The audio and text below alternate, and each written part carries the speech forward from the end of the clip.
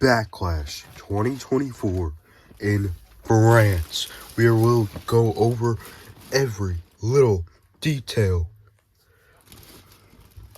and explain the show to you. There's so much to talk about and so little time that I have. I'm also not feeling that good, so this video will be posted late. Let's jump into the first match of the show. Getting into the first match, it was Kevin Owens and Randy Orton versus Solo Sikoa and Tama Tonga.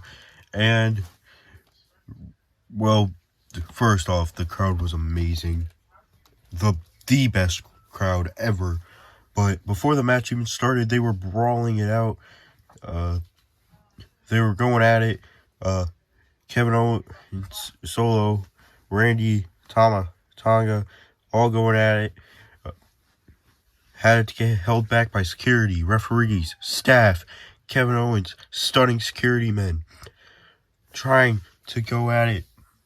And Nick Aldis came out, he said, "We're not gonna do it like this. It will be no rules, no disqualifications, street fight match." And the crowd was loving every second of it. They were, as they should.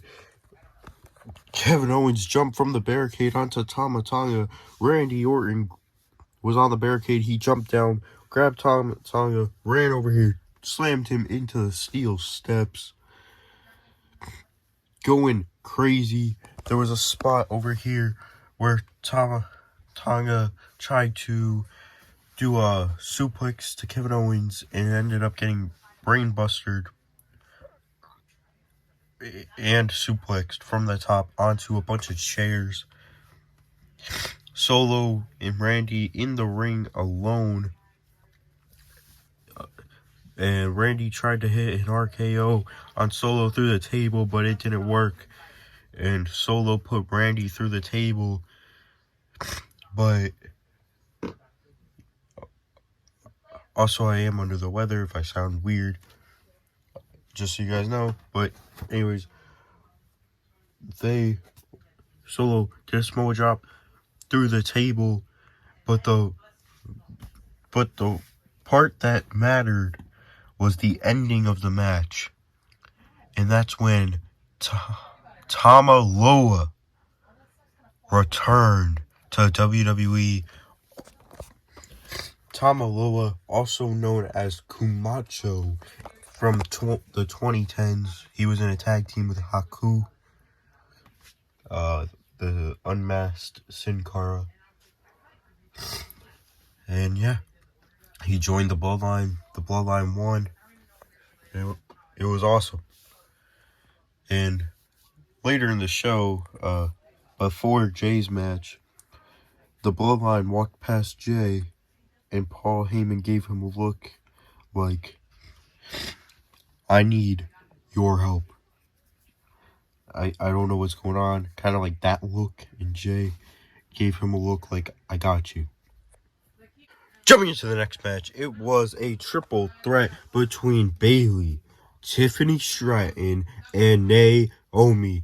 This match was actually amazing. There were so many spots, like they did a suplex or power bomb spot from the top rope, crashing down. There was a little cartwheel spot between Naomi and Tiffany Stratton over there, and there was two Alabama slams to both announcers table by Tiffany Stratton to Naomi and Bayley, and it was just insane. But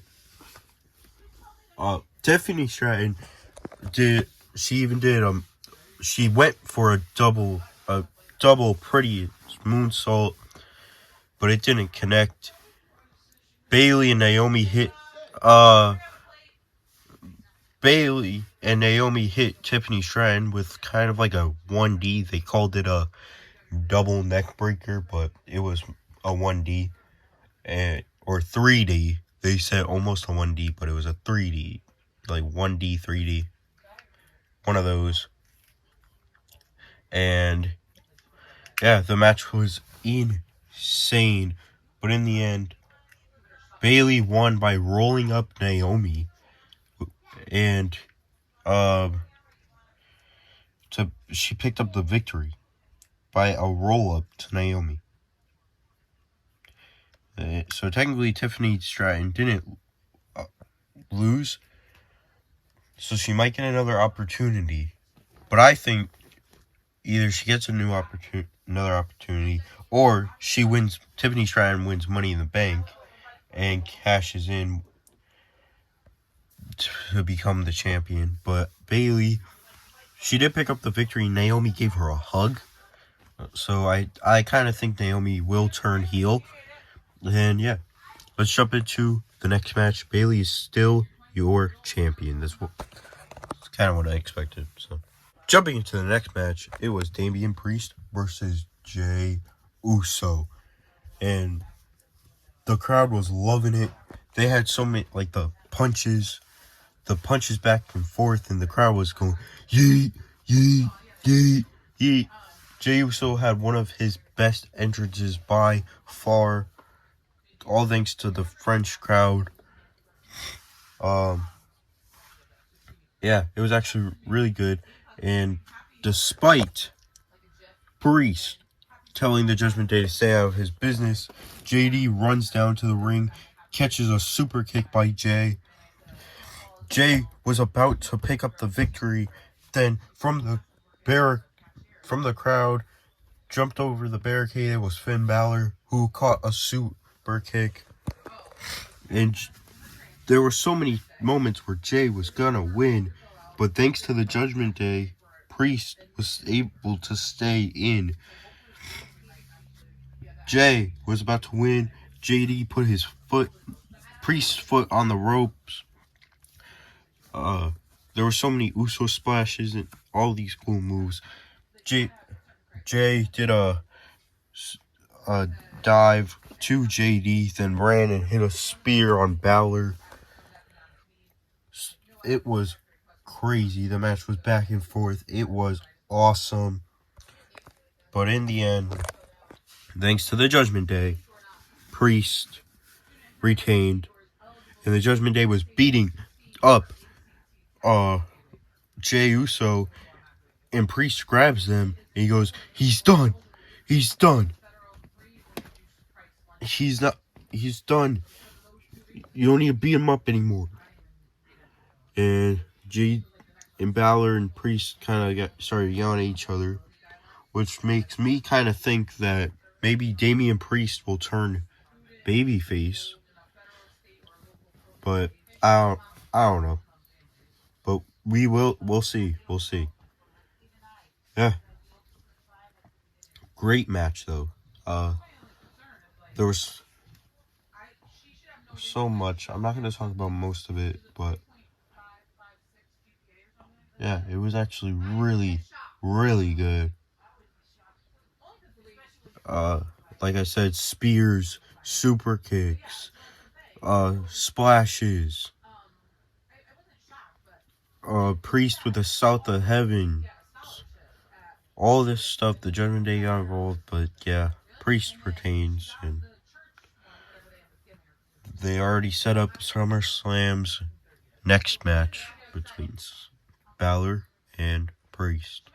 Let's jump to the next match. Jumping into the next match, it was Bianca Belair and Jade Cargill versus the Kabuki Warriors, Asuka and Kairi Sane. I know that's Io Shirai or Io Sky, but I don't have Kairi. This match, easily the worst match on the card. There were some good spots, like when Bianca was trying to do a hot tag, Kairi Sane jumped on her back and took her out, like jumped on Bianca's back and took out Jade from off the apron.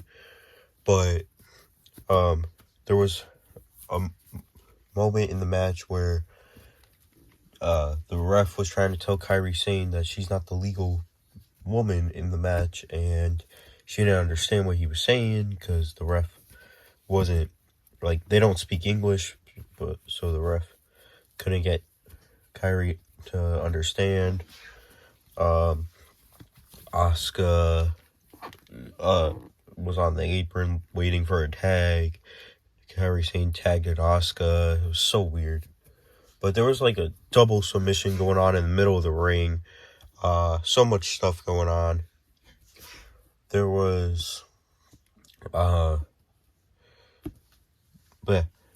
in the end there was a spot where Bianca Belair picked up Kairi Sane, Asuka picked up Asuka and hit a KOD on Kairi Sane for the win, and we have new tag team champions. And there's not a women's team that would defeat them. I'm predicting it right now. Jade Cargill will turn on Bianca because Bianca on SmackDown was talking about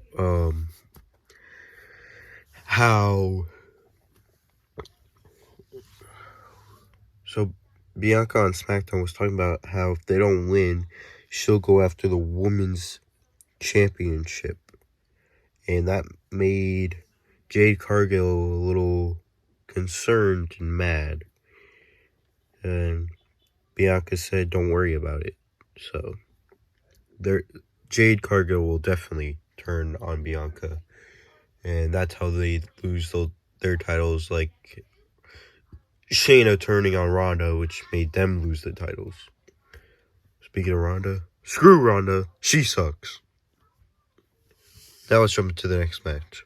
Jumping into the main event of the evening. It was Cody Rhodes versus AJ Styles. And they were going at it. AJ Styles, phenomenal forearms. Cody Rhodes hitting crossroads. Cody putting AJ Styles through a table, and then like the announcer's table, and falling back over here shows you the dedication. Right here, Cody Rhodes was getting beat up, and then got all fired up and told AJ to hit him. And there was a little callback to their match by the attire from TNA. He got it custom made. AJ Styles got his attire custom made to how he fought, like when he fought Dusty. And Cody Rhodes did a little callback with the bionic elbow, the way his father did it to AJ Styles in their match. It was really, really cool. The crowd was loving every second of it. It was amazing. It was truly phenomenal. And in the end, Cody Rhodes won with a crossroads. He defeated AJ Styles. The crowd was singing like crazy, and they definitely deserve more shows in France. I know there's not going to be a WrestleMania or anything because they like to keep them in the U.S., like the big 4 pay-per-views. They like to keep it in the U.S., so it's never going to be international. And, yeah. Also, speaking of which, WrestleMania was announced that it will be in Las Vegas. Yeah, that is it. That is going to be it for today's video. Hope you guys enjoyed. And peace.